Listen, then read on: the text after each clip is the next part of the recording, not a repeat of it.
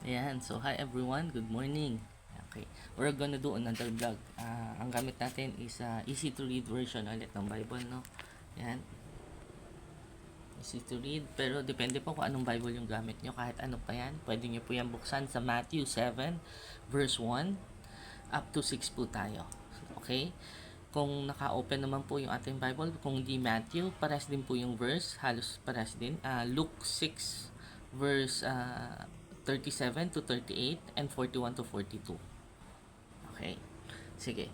So, ito yung title. Be careful about criticizing others. Mag-ingat sa pagpuna sa iba. Yun ang sabi, no? So, don't judge others and God will not judge you. Yan. Huwag kang manghusga sa iba at ang Diyos ay hindi ka rin huhusgahan. If you judge others, pag kayo nang husga sa iba, you will be judged the same way you judge them. Kapag kayo naghusga sa iba, kayo ay mahuhusgahan sa parehas ng paraan ng paghuhusga nyo sa kanila, no? Saan tayo? Yan. God will deal with you the same way you deal with others. Ayan. Haharapin ka ng Diyos katulad ng pakikitungo mo sa iba. Why do you see the small piece of dust that is in your friend's eyes? Bakit nyo ba nakikita yung maliit na piraso ng dumi sa mata ng inyong kaibigan? But you don't notice the big piece of wood that is in your eyes. Ngunit hindi nyo nakikita yung malaking piraso ng kahoy sa inyong sariling mata, no? Why do you say to your friends, let me get that piece of dust out of your eye? Ayun. Bakit nyo sinasabi sa inyong kaibigan, hayaan mo akong tanggalin yung dumi sa iyo, yung pirasong dumi sa iyong mga mata, no? Look at yourself first. Tingnan nyo na muna ang inyong sarili. Yun ang sabi. You still have that big piece of wood in your own eyes. Meron pa kayong malaking piraso ng kahoy sa inyong mata. You are hypocrites. Kayo ay mga pampagkunwari, sabi. First, take the wood out of your own eyes. Una, tanggalin niyo daw muna yung yung kahoy sa inyong sariling mata. Then you will see clearly to get the dust out of your friend's eyes, para nang sa gayon kayo makakita ng malinaw, upang tanggalin yung to get the dust out of your friend's eyes, para tanggalin yung dumi sa kaibigan nyo na mata, no? Don't get something that is holy. Don't give something that is holy to the dogs. Huwag kayong magbigay ng isang bagay na banal sa mga aso. They will only turn and hurt you. Sila ay tatalikod lamang sa inyo at sasaktan kayo. And don't throw your pearls to pigs. At huwag niyong itapon ang inyong mga perlas sa mga baboy.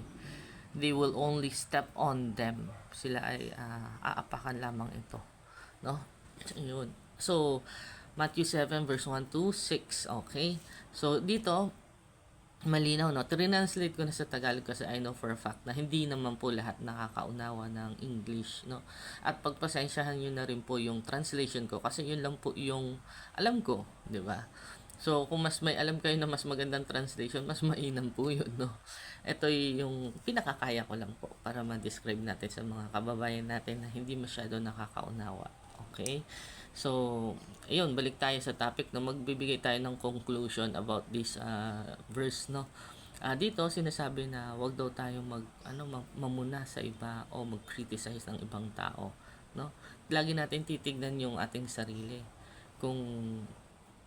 Kasi sinasabi din na nakikita mo yung problema sa kaibigan mo pero yung sarili mo hindi mo nakikita, no? Parang ako, siguro nakikita ko rin minsan yung problema sa ibang tao. Pero yung sarili kong dumi sa sarili kong mata, hindi ko pala ganoon na nakikita, 'di ba? Na overpass mo siya o na sasawalang bahala mo siya, no? So bago tayo mag-criticize ng iba, 'di ba? Bago natin sabihin na o or ma'am, late na naman si ganito. Siguro tinatamad na po yan, parang ganon. Huwag tayong basta maghusga na parang minamaliit natin sila na ganon, no? Di mo alam, hirap na siya para hirap na siyang humabol sa kanyang school para lang hindi siya malate, 'di ba? Tapos ganun yung iniisip, no? So, lagi tayong mag-ingat, no? At yung mga kapitbahay natin, no? Marami po tayo kasing mga marites na tinatawag, no? Usong-uso ngayon yun, yung si marites, no? Si Mare, alam mo ba? Ganun, no? So, kung ano man narinig natin sa iba, quiet na lang po tayo, no? Huwag na po natin ikalat kung ano man yun, no? Huwag tayong manghusga sa kanila, 'di ba? Malay nyo sa galit ng tao, nasabi niya lang yung bagay na yun, pero hindi naman totoo yun, 'di ba? Para lang saktan yung partner niya, 'di ba? So, marami po tayong minsan naririnig at kung ano-ano, pero wag po tayong manghuhusga sa mga tao. Hayaan po natin silang mag-share kung ano yung gusto nilang i-share, 'di ba? Tapos payuhan po natin sila ng maayos. Oh. Okay? Kasi nakikita mo yung ginagawa ng iba na mali, pero yung sarili mo may ginagawa ka rin mali, tapos hindi mo pala napupuna o napapansin, no? So, ito yung pinakamalinaw na sinasabi regarding this topic. So, yun. At wag din daw tayo magbigay ng mga something na banal, something holy sa mga ibang tao, no? Dahil alam mo naman na pag binigay mo yon, tatalikod lang sila at malamang makakapag turn, they would turn and hurt you pa nga daw ang sabi, no? At tatalikod lang sila at sasaktan ka pa, no? Kaya yun, tulad ng sinasabi, no, nung natin, love your enemies, meron din tayo sa Matthew 5 verse 43. 'Di ba? Love your enemies yung topic natin doon. Parang ganun din, no? So, ingatan po natin na hindi tayo makagawa ng hindi maganda sa ating mga kapitbahay, sa ating mga kaibigan. At para hindi din po tayo i-judge ni Papa God the same way we treat them or the same way we deal with them or kung parehas man sa paraan ng pakikitungo natin sa kanila o kung paano natin sila hinusgahan. No, ganun din tayo kasi huhusgahan ni Papa God. Kung paano tayo nang husga sa ibang tao, ganun niya rin tayong huhusgahan.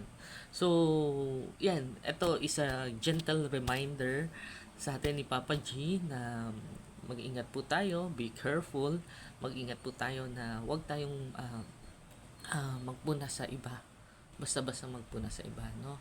Yan. So, sorry, hingi tayo ng kapatawaran, no? Kung nakagawa tayo ng mga bagay, no? Kasi kahit iniisip lang na natin yan, kasalanan na yan, eh. Or nasabi pa natin, di ba? So, kahit ano man yan, na alam mo, na may guilt feeling ka na nakagawa ka ng hindi maganda, no? Iniisip mo, laging ikaw maayos ka, ganyan. Tapos yung mga friends mo, hindi maayos. So, parang nakikriticize mo na rin sila, no? Napupunan mo na rin sila. So, ayan. Kaya tayo siguro binigyan itong verse na to to inform us and to remind us, pinaalalahanan po tayo na huwag po tayo basta-bastang magbigay ng opinion sa ibang tao dahil hindi naman natin talaga alam kung ano yung totoong pinagdadaanan nila, no? Marami po silang problema ngayon, 'di ba, na pinagdadaanan. Kaya wag na po nating gatungan, o wag na po nating punahin pa, no? Yun. So sige, let's ask for God's forgiveness and we'll pray. You'll receive your healing prayer right now. Yan. Let's pray na po. Heavenly Father, we come to you today. We're seeking healing and restoration for the sick and weary. Remove their pains and grant them healing miracles with your mighty hands. Help them to know that you don't give trials we cannot face because we never face them alone. Through the power of your name, I destroy, cast down, shatter any stronghold that is keeping them from living complete freedom and victory in you. Calm their timid hearts and bring rest to the weary places. Sundan niyo po ako, Ama. Humihingi po ako ng tawad